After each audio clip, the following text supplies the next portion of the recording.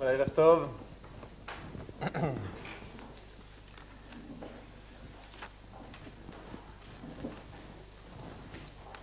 Nous allons ce soir, Bezod Hashem, essayer de comprendre un peu mieux un épisode ô combien connu qui se trouve à la DAF Pebet, donc c'est la page 82A. Vous avez devant vous cette feuille.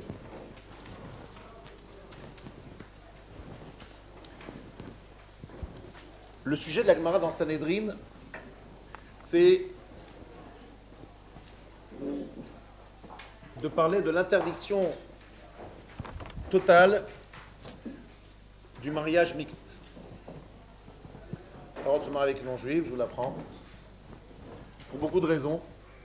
Et nos Chachamim ont insisté et fait énormément de xérot, de décrets pour interdire et interdire un peu plus cette relation-là. Et dans la partie, on va dire, de la fin de la page, on est à peu près 3-4 lignes avant les lignes larges, les premières lignes larges. Amar Afriza Abal Imalech En Morindo, celui qui vient poser la question, qui est la suivante. Est-ce que je dois exécuter une personne que l'on prend en flagrant délit de relation avec une femme non juive? Donc celui qui vient poser la question, En Morinlo, on ne lui répond pas. C'est une halakha, chez En Morinke, c'est une halakha, c'est vrai, c'est une halakha, c'est la règle, mais c'est une halakha qu'on n'enseigne pas. Velo od, elashim pirel zimri varago pinchas, varago nirinas neheragala. Alors, on vient de nous apprendre également que dans le cas où Zimri, si Zimri s'était séparé, Piresh Zimri s'était séparé de Madame Cosby, vous savez qu'ils ont été pris en flagrant délit de relation, si s'était séparé, et qu'à cet instant-là, Pinchas avait tué Zimri, Neherag alav, Pinchas aurait été mis à mort.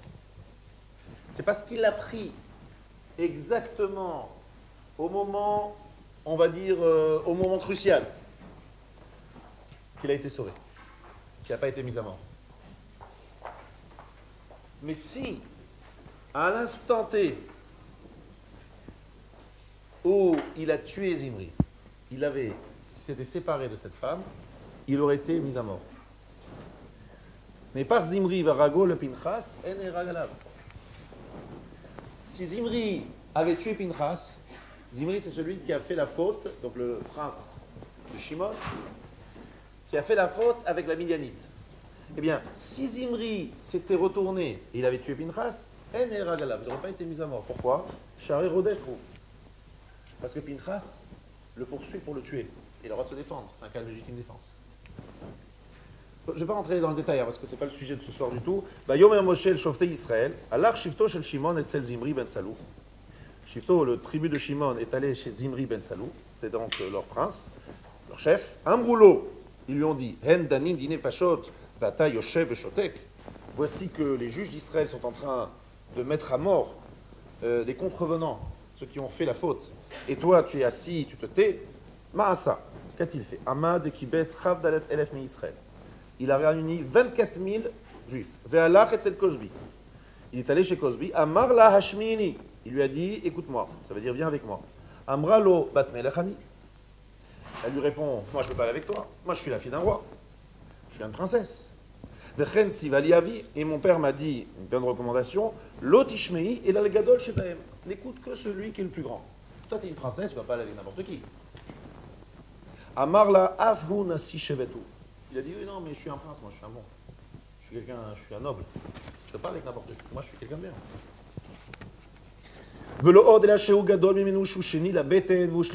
Je suis encore mieux que Moshe, je suis encore mieux que les Lévis. Les Lévis sont numéro 3, Shimon sont numéro 2. L'ordre chronologique, Réhouven, Shimon, Lévi. Moi, je suis prince de Shimon, donc je suis numéro 2. Lui, il est là-dessus. Alors voilà, c'est ça le point qui m'intéressait. Il a saisi les cheveux de cette femme, d'accord? C'est-à-dire donc Zimri, le prince de Shimon, prend les cheveux, par les cheveux cette femme, et via Etzel Moshe, et il l'amène chez Moshe, à Marlo ben Amram zu Asura au Muteret. Il lui dit fils d'Amram, donc c'est pas une façon très belle de parler. Bon, ben Amram. Zu Asura au Muteret. La grande va d'ailleurs de là que Moshe était sévarade. Hein. C'est Moshe ben Amram. Zu Asura au Muteret. Est-ce que celle-ci est permise ou interdite? Vim Tomar Asura Batitro Mi Tira Lecha. Et si vraiment elle est interdite, la fille de Yitro. Attendez, la fille d'Yitro, c'est qui Yitro? Il vient de... Ah, de Midian. Ah oui, c'est embêtant, parce que la fille d'Yitro vient de Midian, donc Tzipora, la femme de Moshe. Et cette femme-là que j'ai devant moi, elle vient aussi de Midian, donc Manishtana. Elles ne sont pas d'origine Abraham, Yitzhak et Yaakov. Bref. Pas sympathique cette phrase. Mais il tire là, ni talma ni menu alacha. À cet instant, la alacha, il a oublié. Moshe ne savait plus quoi faire. Gaou kulam bepria. Cette phrase, voilà, m'a toujours remarqué. Moshe éclate en sanglots. Il éclate en sanglots. C'est pas le style de Moshe en général d'éclater en sanglots.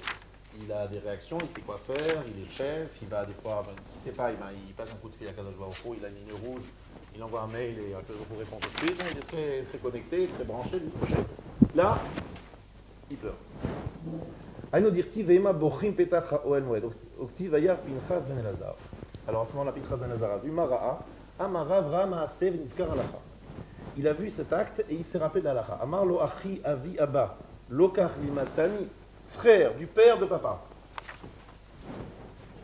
Ça veut dire, il parle évidemment à Moshe, lokach limatani, tu m'as pas enseigné, beritecha mehar Sinai. Je vous rappelle que Pinchas ben Elazar ben Aaron HaKohen, hein, vous avez bien pris le truc.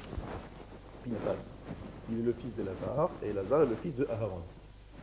Pinchas n'est pas Cohen. Pourquoi il n'est pas Cohen? Pourtant, il est le fils de Aaron et le fils d'Elazar. C'est parce qu'il était déjà né avant, et il fallait que c'est seulement ceux qui sont nés après. Donc il y a Aaron, il a été devenu Cohen, Elazar a été nommé Cohen, et tous ceux qui sont nés après sont Kohanim parce qu'ils descendent des Kohanim. Mais avant leur nomination, ceux qui sont nés avant leur nomination ne sont Cohen que ceux qui ont été désignés. Donc Pinchas n'est pas Cohen. Enfin, il est descendant de Aaron, mais il n'est pas Cohen. Donc, il s'adresse à Moshe. Moshe, c'est le frère du père, hein, donc le frère de son grand-père. Le frère de son grand-père. Lokar limatani beridtecha me'ar Sinai. Tu ne m'as pas enseigné en descendant du Har Sinai. Limadtani, tu m'as donné un cours en descendant du Har Sinai. Donc je me rappelle juste qu'en descendant du Har Sinai, il était un peu occupé, Moshe. J'avais l'impression qu'il avait une table de la loi très lourde à porter. Il descend du Har Sinai, et sans doute Pinchas à ce moment-là, il s'est approché de lui, il dit Moshe, tu n'as pas une petite halakha à me dire en descendant? Il dit ah oui, très bien, est-ce qu'il y a une relation avec une femme en jupe? Non, franchement, c'était ça le sujet. Bon, bref, en tout cas, ce que tu es descendu du Har Sinai, tu nous as appris. Aboel et Akutit Kanaïm Pogimbo. Celui qui a une relation avec une femme non juive, il est sujet au Kanaïm. Kanaïm, ce sont les zélotes, peuvent le tuer. Amarlo Kariana de Garta Iou avait par 24. Que le lecteur de la lettre qu'il l'accomplisse. En clair, il lui dit bah, tu t'es rappelé, bah, fais-le. Fais-le. Tu t'es rappelé, c'est toi à le faire. Moi, je pleure. Moi, je suis dans mon coin, je pleure. Alors, c'est cette image-là, je voudrais un jour, j'espère pouvoir l'expliquer aujourd'hui, c'est que Moshe démission.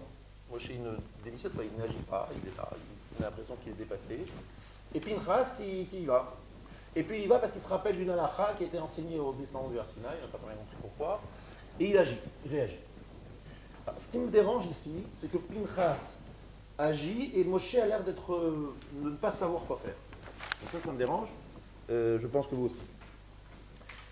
À tel point c'est dérange la Gemara, parce que là encore une fois, Pinchas c'est l'élève et Moshe c'est le Rav. Normalement, lorsque le Rav il est là, on n'a pas le droit de dire une halakha en présence du Rav. Là, il ne s'agit pas de la dire, il s'agit de la faire. C'est encore pire. Donc Moshe est présent et Pinchas il va dire bon, moi je fais. Attends, qui tu es? Tais-toi, mets-toi dans ton coin, il y a Moshe qui est là. C'est honteux, c'est un manque de respect. Alors, il dit la chose suivante d'Agmara. En chokhma ve'en tvuna ve'en etza neged Hashem. Kol makom sheyesh chilul Hashem v'cholkim kavod harav. S'il y a une profanation du nom divin, on ne donne pas du kavod au Rav. Là, c'est le kavod Hashem qui est en jeu. Pinchas, il doit réagir vite. Il y a une urgence. On ne peut pas donner du kavod au Rav. Donc, il y a vraiment beaucoup de risques, une grande prise de risque de la part de Pinchas.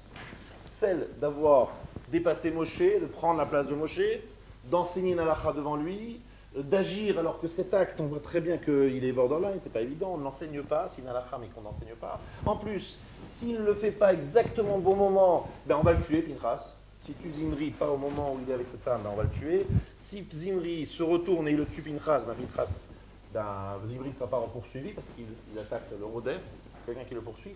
Bref, Pinchas, il prend ici des risques énormes. Bon, je pense que toute cette histoire, vous la connaissez par cœur, très bien, je ne veux pas trop m'allonger sur cette histoire. C'était juste pour poser la question que je voulais rapporter cette histoire. Et dans Hachem, à la fin du shiur, j'espère vous donner une explication. Le cours que je vous donne, très franchement, c'est le Rav Shapira qui me l'a donné à la montagne, en 2012, perché dans les Alpes. Un cours que, franchement, lorsque je l'ai entendu, la première fois, j'ai rien compris, mais vous avez écrit chaque mot, donc je l'ai réétudié. Je l'ai répété plusieurs fois, et je crois que cette fois-ci, j'ai vraiment bien compris. J'espère. Mais c'est pas sûr, on va voir. En tout cas, c'est Bouchachem, c'est un gaon extraordinaire qui va essayer de nous expliquer beaucoup de choses. Alors, pour vraiment rentrer dans le vif du sujet, nous allons commencer par étudier une autre Gemara, qui est celle qui se trouve de l'autre côté d'une autre page. Il y a deux pages, on ne va pas se tromper. Donc l'autre page, en haut. Rabbi Lazar, Beno, Shel Rabbi Yossi Aglili, Omer, Asur Livtsoa, Vechol Abotzia Hareze Chote. Je suis donc à la troisième ligne. Il est interdit Livtsoa. Alors, c'est quoi Livtsoa? Ça veut dire de faire une pshara, de faire, lorsqu'il y a deux protagonistes dans une question d'argent, qu'est-ce qu'on fait? En général, on tranche. Un a tort et l'autre a raison. Mais il y a une autre façon de faire, il y a ce qu'on appelle la betsia, ça veut dire la pshara, c'est-à-dire faire une... Pardon? Un compromis, très bien, faire un compromis. Vechol abotzea hareze chote. Tout celui qui fait un compromis, c'est un fauteur. On doit trancher, on n'a pas le droit de faire de compromis. Sachez qu'aujourd'hui, aujourd'hui dans les tribunaux rabbiniques, c'est la grande mode. Vous avez un qui demande 200, un qui demande 100, un qui dit je ne te dois rien. On essaie de trouver le juste milieu, comme ça à 100, comme ça tout le monde a tort, tout le monde a raison. Et c'est vrai que c'est très répandu, ce qu'on appelle la médiation, pour essayer de trouver et de faire des psharot, des compromis.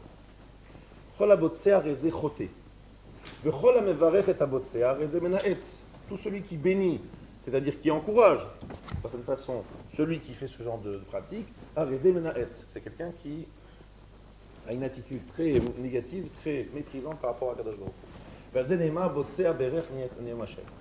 Et là, Yaakov a dit il faut que le jugement transperce la montagne. Il faut que le jugement transperce la montagne. C'est-à-dire, c'est une expression. Ça veut dire que la loi doit s'appliquer dans toute sa rigueur. Pas de compromis. Il faut y aller, trancher, dans le vif. Aval, Rechel Moshe היה אומר, יעקב הדין תער. זה נאמר כי המשפט אלוקים הוא, וכן משה היה אומר, יעקב הדין תער. Moshe, c'est ce qu'il faisait, tranchant. Aval Aharon, ohev shalom, verodev shalom. Aaron, il aime le shalom, il poursuit le shalom. On oppose Moshe et Aaron. Moshe, c'est din, et Aaron, c'est shalom. Ou mesim shalom ben adam lechavero. Alors juste Rachel explique qu'en fait, Aaron, ce qu'il faisait, avant que les gens viennent au tribunal, il allait chez chacun en disant, tu sais, bon, peut-être que l'autre, finalement, il ne veut pas tellement, il a envie de se bloquer avec toi, et toi, tu veux peut-être... Il allait chez l'autre disant, l'autre veut faire la paix, bon, ils s'embrassaient, et le jugement n'avait même pas lieu.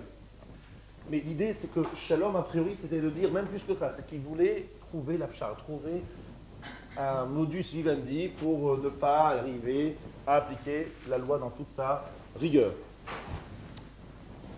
ומשים שלום בין אדם לחברו שנאמר תורת אמת הייתה בפיהו ועוולה לא נמצא בשפתיו. בשלום ובמישור הלך איתי ורבי משיב מעבוד. Voilà. Alors ici, le Rav Shapira nous a posé une question que je trouvais très pertinente, très pertinente et très gênante. Et elle était la suivante. Donc on oppose Moshe et Aaron. Moshe din, Aaron shalom. La question qu'il a posée, c'est de dire, mais attendez, je ne comprends pas quelque chose. Hillel Hazaken dit. Qu'est-ce qu'il dit Hillel Hazaken? Heve mitamidav shel Aaron. C'est pas ce qu'il dit dans... Tout le monde la connaît, c'est Mishnah Aaron. Pas la peine à photocopier, vous connaissez tout par cœur. Heve mitamidav shel Aaron. Ohev shalom, verodev shalom. Soyez élèves de Aaron. Est-ce que vous entendez l'énormité de ce que je suis en train de lire? Hillel prend parti pour Aaron et il dit, messieurs, ne suivez pas Moshe Rabbeinu, suivez Aaron. ce qu'il est en train de dire. Puisqu'on a opposé Moshe et Aaron, en disant que Moshe c'est Din et Aaron c'est Shalom, qu'est-ce que fait Hillel Azaken? Il dit, s'il vous plaît messieurs, la halakha est comme Aaron. Attendez, monsieur Hillel, on dit de faire comme Aaron au détriment de Moshe. Moshe Rabbeinu, qui a descendu la Torah, on fait comme Aaron et pas comme Moshe. C'est honteux. Est-ce que la question est bonne? Je trouve que la question est magnifique.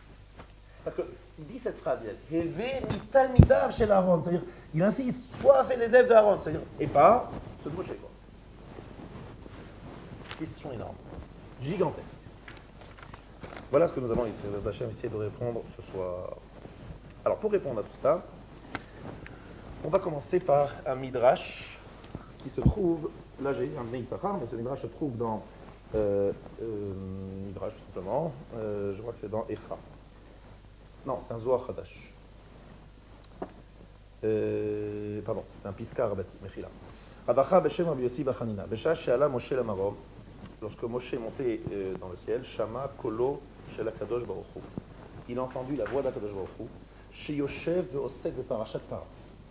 Il a vu que Akadosh Baruch Hu était en train d'étudier Parashat Para. Ve'omer Eliezer Beni, Omer Para Batshtai.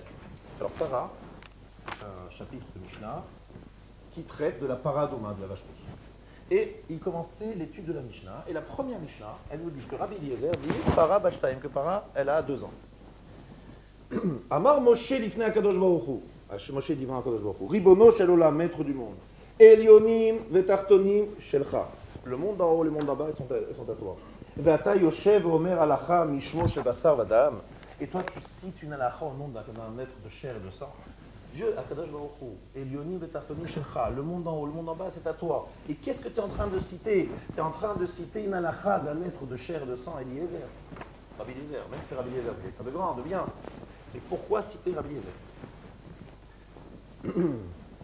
Amar lo Akadosh Baruch Hu lui répond, Atid tzadik echad lamod beolami, un jour un tzadik va venir dans mon monde, ve'atid iftoar be parashat para techila. Il va commencer par enseigner parashat para, Rabbi Eliezer Omer para batshtai. Il lui répond, Moshe Rabbeinu, un jour il y aura un tzadik, ce tzadik s'appellera Eliezer, il s'appelle Rabbi Eliezer Agadol, Rabbi Eliezer ben Orkenos. Cet homme va enseigner une halakha, laquelle il va enseigner une halakha très importante, il va enseigner para batshtai. Alors, il entend. Qu'est-ce qu'il entend, Moshe? Il entend que Rabbi Eliezer, c'est quelqu'un de grand. Moshe se dit, voilà, c'est extraordinaire cet homme. Akadosh Baruch Hu le cite, ça doit être quelqu'un de très grand. Qu'est-ce que fait Moshe? Yehi ratzon milfanecha sheyetzeze mechalatzai. Moshe dit à Akadosh Baruch Hu, s'il te plaît, fais-moi un petit service, fais-moi un petit cadeau. Je veux que Eliezer soit mon descendant. Moi, j'ai envie d'avoir un descendant comme Rabbi Eliezer, que tu cites avec tant d'amour, tant d'appréciation. Fais en sorte que ce soit mon descendant. Et il lui répond, Amalo Akadosh Baruch Hu, Chayecha sheyetzeze mechaletzecha. Il dit, je te promets. Et où c'est écrit dans la Torah? C'est écrit dans la Torah, vous savez? Est-ce que vous savez que c'est écrit dans la Torah? Parashat Yitro. On va faire réviser Parashat Yitro. Où c'est écrit dans Parashat Yitro? Je vous rappelle, c'est écrit dans Parashat Yitro. Au début de Parashat Yitro, je vous aide un peu plus. C'est écrit que Moshe Rabbeinu, il avait 2 fils. Aïkar Yitro, Choten Moshe, Tzipora, Eshet Moshe, Achar Shilochea. Yitro prend Tzipora, la femme de Moshe, Vet Shnei Banea. Il a 2 fils, Moshe. Asher Shem Ha'echad Gershom. Je saute quelques mots. Veshem Ha'echad Eliezer. Un, il s'appelle Gershom, et un, il s'appelle Eliezer. Alors, ça marche très bien, non? Normalement, en hébreu, comment on parle? Shem Ha'echad, le nom de l'un, c'est comme ça. Le Shem Ha'sheni, le nom du deuxième, c'est ça. Qu'est-ce qu'on dit? Shem Ha'echad Gershom, ve Shem Ha'echad Eliezer. Ah, il y a un problème là de style. Il y a une erreur de style. On aurait dû dire Shem Ha'sheni, pas Shem Ha'echad. 2 fois Shem Ha'echad. Le 1, the 1. Il y a le Midrash. Toujours le Midrash qui dit Shem Oto HaMiuchad Eliezer. Il fait allusion au Echad qui est Eliezer, pas le fils de Moshe, le descendant de Moshe qui aura le même nom que le fils de Moshe. Il s'agit de Eliezer, le grand Rabbi Eliezer, celui qui a écrit la Mishnah, entre autres, avec le maître de Rabbi Akiva. Rabbi Eliezer de la Mishnah est un descendant de Moshe. Où c'est écrit dans la Torah? Shem Ha'echad Eliezer. On aurait dû dire Shem Ha'sheni, Shem Ha'echad, le Miuchad Eliezer. Voilà ce que dit ici le Midrash. Stam, c'est pas le sujet non plus de mon cours, mais juste le Bnei Issachar est quelque chose de magnifique. C'est magnifique, magnifique. Je ne résiste pas à l'envie de vous faire partager un petit peu de Roneg que j'ai lu en lisant le Bnei Issachar. Le Bnei Issachar nous dit qu'en fait, Rabbi Eliezer, vous savez qu'il fait partie de l'époque où il y a eu les 10 martyrs de la foi, à Sarah Harogé Malkout. Les 10 martyrs de la foi, à Sarah Harogé Malkout. Pourquoi les Asara Harogé Malkout ont été exécutés, vous le savez? Parce que les 10 Shvatim, les 10 tribus, ce qu'elles ont fait les 10 tribus, ont vendu les 10 chefs de tribus, quoi, Shimon, Lévi, etc., ont vendu Yosef. Donc le tortionnaire, on va dire romain, a dit, voilà, vous avez vendu, c'est écrit dans la Torah que celui qui kidnappe et qui vend, il doit être mis à mort, donc vous êtes des grands chachamim, vous allez expier la faute de vos ancêtres, et on y va. Il va tuer 10 grands sages d'Israël, et qui vont effectivement expier la faute des 10 frères. Il y en a un, d'accord, qui va être sauvé, c'est Rabbi Eliezer, qui va être jeté dans un puits, et il ne va pas être exécuté. Et Rabbi Eliezer, c'est le Gilgoul, la réincarnation de Réhouven. Parce que Réhouven, qu'est-ce qu'il a dit? Ne tuez pas l'enfant, jetez-le dans le puits. Eh bien, il a sauvé Réhouven, lui-même il a été sauvé. Et lui-même a été jeté dans le puits. Mais il n'en est pas mort. C'est pour ça que ça s'appelle Rabbi Eliezer Hagadol, le grand Rabbi Eliezer. Pourquoi Hagadol? Vous savez pourquoi? Parce que Hagadol, ça fait allusion au Réhouven qui était le Gadol, l'aîné. Voilà pourquoi Rabbi Eliezer en a été sauvé. Mais il va plus loin, le Rabbi, quelque chose d'extraordinaire. Quelle était la faute? Vous savez, la faute très grave qu'ont fait les 10 frères en vendant Yosef. Ils ont vendu Yosef, c'est grave, évidemment, mais à part ça, il y a une catastrophe qui est descendue ça. Une catastrophe, vous savez laquelle? C'est lorsqu'ils ont vendu Yosef est arrivé en Égypte, il a résisté, donc ça s'est bien passé finalement. Non. Yosef, nous disent nos chachamim, il a résisté à la femme de Potiphar, mais il a résisté pas tout à fait. Je m'explique. On nous dit qu'il a eu une tava, une sorte de désir, et que dans son désir, pour se contrôler, il a posé les doigts dans le sol, très fortement, et 10 gouttes de sperme, de toute façon, vous parlez qu'est-ce que ça veut dire, sont sorties de ses 10 doigts. Et ces 10 gouttes de sperme c'était les 10 enfants qu'il aurait dû avoir Yosef. Parce que s'il avait eu 10 garçons Yosef, il y en aurait eu 12 en tout avec Menaché et Ephraim qu'il a eu. Il aurait eu 12 fils. Et s'il avait eu 12 fils, il aurait été un Av, il aurait été un patriarche. Et ça veut dire qu'il y aurait eu 4 patriarches, Abraham, Yitzhak, Yaakov, Yosef. Et Yosef aurait été le début, enfin, ça veut dire vraiment le 4e patriarche, et il aurait mis en monde 12 tribus d'Israël. Donc il n'aurait pas été un Ben, il aurait été un Av. Roé, Even Israël. Even Israël, Av Ben. C'est une des bénédictions de Yosef. Donc en fait, Yosef, quelque part ici, il a raté le coche. Quelque part, quelque chose a été perdu. C'est pas un détail, même si je n'ai pas ici le temps de vous expliquer tous les détails, pourquoi ce que ça représente, c'est extraordinaire ce que ça veut dire. Mais ça veut dire que quelque part, il y a eu une perte de quelque chose. Et qui a perdu tout ça? Qui a occasionné cette perte? Les 10 frères de Yosef. Sauf qui? Rabbi Eliezer, n'est-ce pas? Or, qu'est-ce que dit Rabbi Yochanan ben Zakkai sur son élève Rabbi Eliezer? Il lui dit, il était monnaie de Shvacham. Il sait expliquer à chacun sa force. Et qu'est-ce qu'il dit de Rabbi Eliezer? Vous vous rappelez ce qu'il dit de Rabbi Eliezer? Eliezer ben Orkenos. Dorsit, Sheno, Me'abed, Tipa. Un bord, un puits, une citerne, hermétique, qui ne perd pas une goutte. Évidemment, il pense à l'étanchéité du puits, n'est-ce pas? Mais en vérité, ici, il y a un remez au fait que Rabbi Eliezer, il n'a pas participé à la perte de la goutte, comme ses autres frères qui ont perdu la goutte, et qui a été à l'origine de la perte pour Yosef du statut de Av. Et comme Yosef, il a perdu le statut de Av, il n'avait plus que 3, la chaise était branlante, il a fallu attendre David Améler. Et entre-temps, catastrophe. Si on avait pu terminer avec Yosef, le monde serait autrement. Je ne vais pas ici développer exactement tout ce qui s'est passé, mais Yosef, s'il avait été un Av, s'il avait eu 12 fils, ça aurait été différent. Là, on a perdu les 10 à cause de la vente des frères de Yosef. J'ai fait très court quelque chose qui est très lourd, très important. Mais pourquoi je citais ça? C'était une petite parenthèse dans mon cours. C'était pour vous rappeler que Moshe et Rabbi Eliezer, il y a quelque chose qui les relie. Moshe et Eliezer, il y a quelque chose qui les relie. Laquelle? Paradouma. Et Rabbi Eliezer, il est appelé Chamouti. Il est plutôt proche de l'école de Shammai. Et ce que je voudrais ici vous expliquer, en fait, et vous allez comprendre dans quelques instants, je vous démontrer. Moshe, Shammai, Aharon, Hillel. Il y a une sorte de corrélation. Rabbi Eliezer, Moshe, Shammai. Vous voyez? C'est une ligne. Et c'est des personnages qui ont un travail commun. Alors que Hillel, Aaron.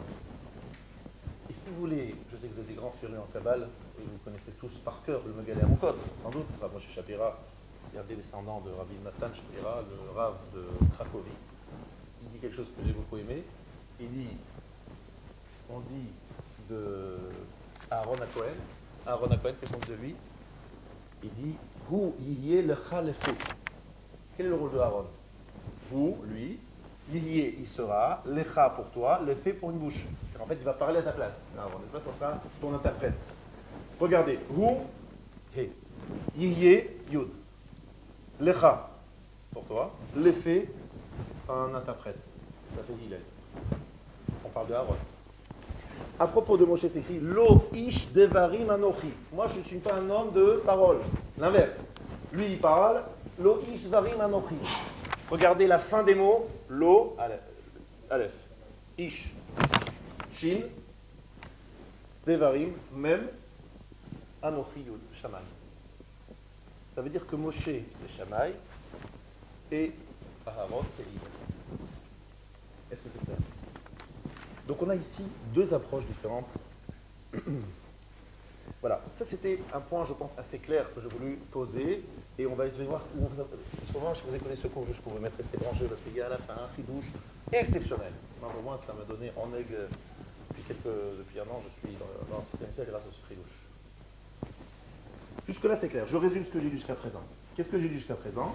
J'ai simplement posé une question. J'ai dit, dans la paracha de Pinchas, on a l'impression que Moshe, il démissionne. Il n'est plus là, il ne sait plus quoi faire. Ça me dérange beaucoup, il pleure. Pinchas, il se rappelle, il sait quoi faire, il réagit. Bizarre. Ensuite, Pinchas lui-même, lorsqu'il dit « je vais faire ce que je fais » parce que je t'ai appris chez toi. Où il a appris de Moshe? Lorsqu'il est descendu la montagne. C'est quoi? Qu'est-ce qu'il lui a appris en descendant la montagne? Il y a eu quoi? Un chiour, à ce moment-là, au moment où il descend la montagne, qu'est-ce que c'est quoi? Ça, c'est les deux questions que j'ai posées.